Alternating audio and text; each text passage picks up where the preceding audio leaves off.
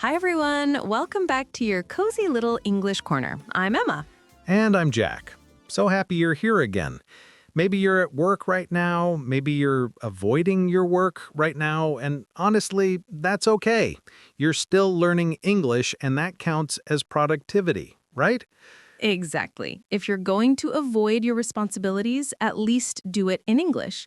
That's what mature adults do. Yes, true professionals avoid work bilingually. Today, Amazing. we're doing something super real life. How native speakers talk at work. Real workplace English, real routines, real natural phrases. Not textbook office English like, "Dear sir, I am writing to inform you." No, we're talking about how people actually speak at work. But before that, don't forget to like and subscribe and also share us with comments, okay? Emma, how's your morning going? You look awake, suspiciously awake. Coffee number 3 already? No, only 2. Okay, maybe 2.5. I spilled one, but my soul drank the smell. Anyway, my morning was chaotic. My alarm rang, I ignored it. Alarm rang again, I ignored it louder. Then finally, I woke up like a superhero with messy hair and zero motivation. Same. This morning I opened my laptop, stared at the screen, and whispered, "Be gentle with me." But my emails were not gentle. My emails were aggressive. Emails never say good morning. They just shout, urgent, urgent, urgent. So true, but this is actually connected to today's topic, work routines and how native speakers actually talk at work. A lot of learners say, "I understand English at home," but in meetings, everyone speaks fast, casual, short, and they use phrases I never learned. Yes, because at work, native speakers talk in shortcut English. They don't say the full sentence, they say the quick version. Like, "I will check and let you know later" becomes, "I'll check and let you know." Do you understand the plan? Becomes, good with the plan? Could you please help me with this? Becomes, hey, quick help? Also, tone. They speak softer, faster, and more relaxed than textbook English. Sometimes they mumble like their mouth is on vacation.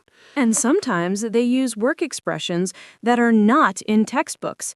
Today, we'll show you how native speakers start work, how they chit-chat, how they give updates, how they ask for help, how they join meetings, how they sound natural without sounding too formal. All in simple English you can use today. Emma, let's start with a normal work morning. Imagine you arrive at the office. What's the first thing people say? Oh, hey, morning. Not good morning. Not hello, good morning, everyone. Just morning. Exactly. And then usually, "How's it going? How are you doing? All good?" These questions are not deep.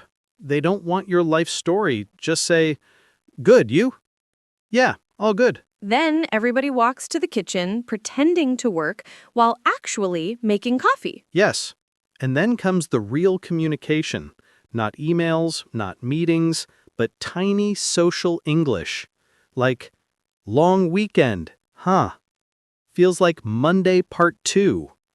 It's too early for life." And sometimes the classic, did you see the weather?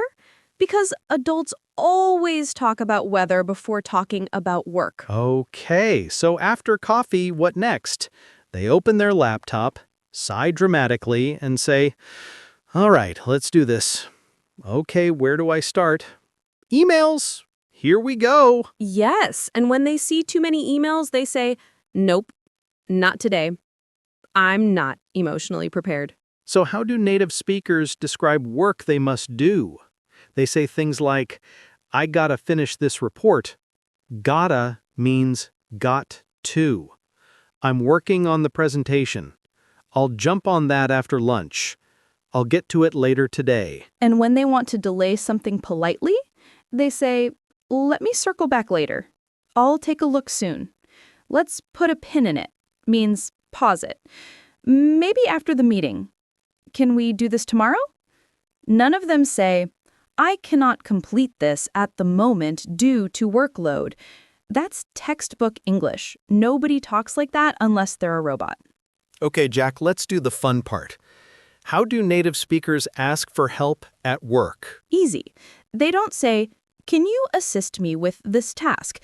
They say, "Hey, quick question. You got a sec?" Sec means second. Mind helping with this? Can you take a look? My favorite, am I crazy or is this not working? Which actually means, please help me. I'm suffering. Yes, or is it just me? Meaning, I think something is wrong. And when someone helps you, native speakers usually say, you're the best. Thanks, appreciate it. Lifesaver. Thanks a bunch. Huge help. All right, Jack, let's do the fun part. How do native speakers ask for help at work? Easy. They don't say, I would like to begin the meeting by discussing. Instead, they say, all right, let's get started. Okay, team, quick update. So here's the plan. And when they agree with something? Yeah, makes sense. Totally. Good call. I'm with you. When they disagree, but want to be polite, they say, I see your point, but maybe we can try another angle. I'm not sure that will work. I have a different thought. And when they don't understand something? Sorry, what do you mean? Can you explain that a bit? Walk me through it. One more time? Yes. Notice something. These sentences are short, not scary, not complicated. At the end of the workday, people say, all right, I'm heading out. See you tomorrow. Have a good one. Take it easy. I'm done for today. And the best one? I'm mentally clocked out, meaning my brain left the building. Same. My brain leaves 2 hours earlier than my body. Same.